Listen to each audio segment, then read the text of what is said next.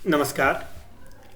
आज हम शेयर्स के संदर्भ में यदि कोई व्यक्ति जब बिना उत्तराधिकार के अर्थात जहां व्यक्ति अपने शेयर्स के संदर्भ में बिना किसी जॉइंट होल्डर या नॉमिनी बनाए बिना या बिना कोई बिल छोड़े चला गया है या मृत्यु हो गया है, ऐसी अवस्था में उसके शेयरों का निर्गमन या ट्रांसफ़र किस प्रकार से उसके वारिसों को, उसके उत्तराधिकारियों को होगा, इसके संदर्भ में ज्ञान सीरीज़ के अंतर्गत जानकारी देने के लिए आपकी मदद करने के लिए उपस्थित हुआ हूँ।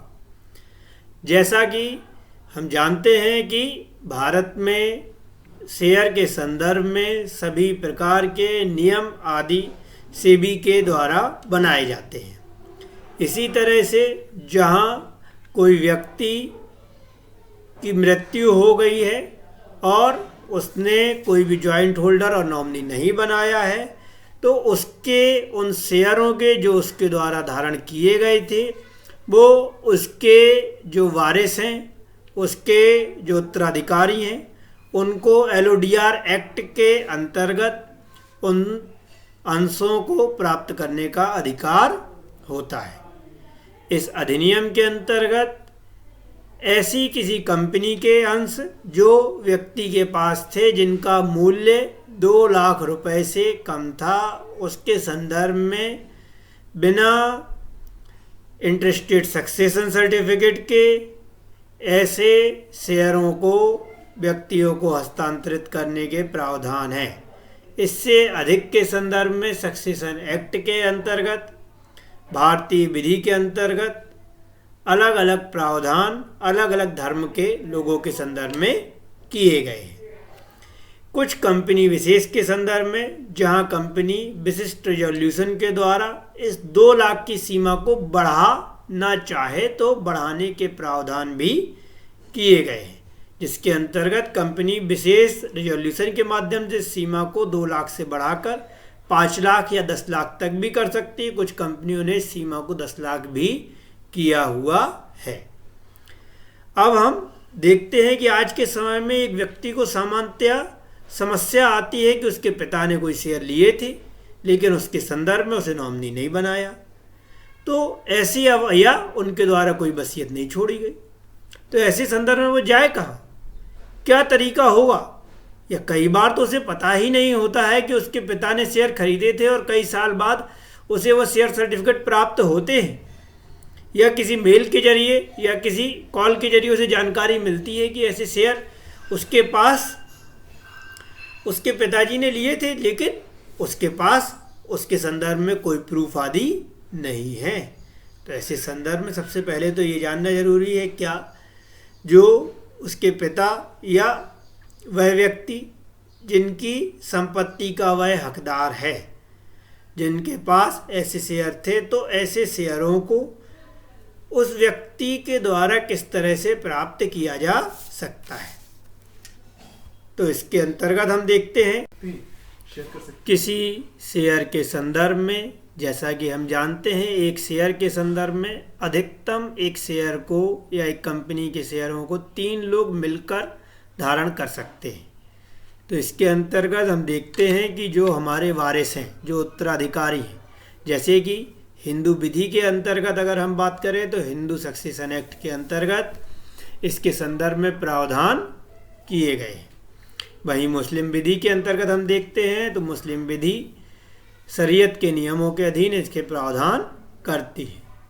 वहीं क्रिश्चियन विधि के अंतर्गत हम देखते हैं तो यहाँ पर भी इसके प्रावधानों के अंतर्गत संपत्ति के बंटवारे के नियम निर्धारित किए गए हैं, जिसके अंतर्गत 1/3 संपत्ति उसकी पत्नी को या विधुर को जो उसका पति था, और वही बाकी संपत्ति उसके वंशजों को प्राप्त होती है।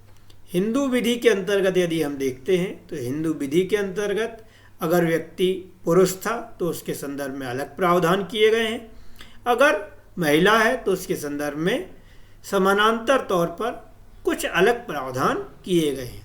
पुरुष की दशा में जो उत्तराधिकारी हैं उन्हें 2 वर्गों में बांटा गया है, प्रथम श्रेणी और द्वितीय श्रेणी। अब प्रश्न उठता है कि प्रथम श्रेणी का उत्तराधिकारी कौन होगा। तो यहाँ पर हम देखते हैं कि भाई अगर पति की मृत्यु हुई है तो उससे जो लाभान्वित होने वाले उत्तराधिकारी हैं उनके अंतर्गत पत्नी, माता और उनके पुत्र पुत्रियां, या अगर कोई पुत्र मृत हो गया है तो उसके वारिस प्रथम श्रेणी के उत्तराधिकारी हैं। वहीं द्वितीय श्रेणी के उत्तराधिकारी के अंतर्गत पिता, भाई, बहन और गोत्रज एवं बंधु आते हैं, परंतु इनके मध्य में संपत्ति का बंटवारा समान रूप से नहीं होता। इनके मध्य में तभी संपत्ति का बंटवारा किया जाएगा यदि यह क्रम अनुसार रूप से प्रथम व्यक्ति उपलब्ध नहीं है। जैसे अगर पिता नहीं है तब भाई बहनों को मिलेगा, भाई बहन नहीं है तब गोत्रजों को मिलेगा, और गोत्रज नहीं है तो बंधु को मिलेगा। लेकिन सबसे पहले प्रथम श्रेणी के उत्तराधिकारी ही पात्र होंगे। द्वितीय श्रेणी के उत्तराधिकारी तभी होंगे जब प्रथम श्रेणी के उत्तराधिकारी, जिसके अंतर्गत माता, पत्नी, बेटा, बेटी उपलब्ध नहीं है। अन्य दशा में ही द्वितीय श्रेणी के उत्तराधिकारी पात्र होंगे। मुस्लिम विधि के अंतर्गत जहां हमने देखा था कि शिया और सुन्नी के अंतर्गत शरीयत के कानून के अनुसार संपत्ति का बंटवारा किया जाता है। अब हम देखते हैं कि अलग अलग राज्यों में, जैसे भारत कई राज्यों का समूह है, तो हर राज्य में इसके संदर्भ में अलग अलग प्रावधान किए गए हैं। उदाहरण के तौर पे अगर हम महाराष्ट्र राज्य में देखें तो 50,000 से कम की संपत्ति के संदर्भ में इसका, अगर हम निर्वसीयती के संदर्भ में अगर हम उत्तराधिकार चाहते हैं तो उसके लिए हमें सिविल कोर्ट जाना पड़ता है। सिविल कोर्ट जो हमारा जिला न्यायालय है उसके अंतर्गत यहाँ पे वाद को दायर करके सूट के माध्यम से, जिसके अंतर्गत एक नॉमिनल, एक निश्चित कोर्ट फीस चुकाने के उपरांत हम इस सर्टिफिकेट को प्राप्त कर सकते हैं, और इस सर्टिफिकेट के माध्यम से ही हम ऐसे शेयर जो कि मृत व्यक्ति द्वारा धारण किए गए थे उन्हें प्राप्त करने के हकदार हो पाएंगे। लेकिन हम तभी हकदार हो पाएंगे जब हम उसके वैध वारिस या उत्तराधिकारी होंगे। और वैध उत्तराधिकार ये सिद्ध करने के लिए हमें स्वयं न्यायालय जाना है, सेबी या कंपनी इसका निर्धारण नहीं करेगी। इसके लिए हमें ये सिद्ध करना है कि हम वैध उत्तराधिकारी हैं, और उसके लिए जो उत्तराधिकार के लिए नियम, शुल्क आदि बनाए गए हैं उन्हें चुकाने के उपरांत ही हम इसे प्राप्त कर सकते हैं। अन्य जानकारी के लिए आप कमेंट बॉक्स में कमेंट कर सकते हैं। कोई भी आपके प्रश्न हो आप उन्हें पूछ सकते हैं। डिस्क्रिप्शन में जाकर आप अन्य जानकारी भी प्राप्त कर सकते हैं। चैनल को लाइक करने के लिए उसका बेल आइकन प्रेस करें, लाइक करें, और अगले वीडियो में हम उन अंशों के निर्गमन के बारे में, उन अंशों के ट्रांसफ़र के बारे में चर्चा करेंगे जो कि किसी कंपनी विशेष में 2 लाख रुपए से कम मूल्य के हैं। और अन्य प्रश्नों के लिए नीचे दिए हुए फ़ोन नंबर पर संपर्क करें। धन्यवाद। आपका दिन शुभ हो।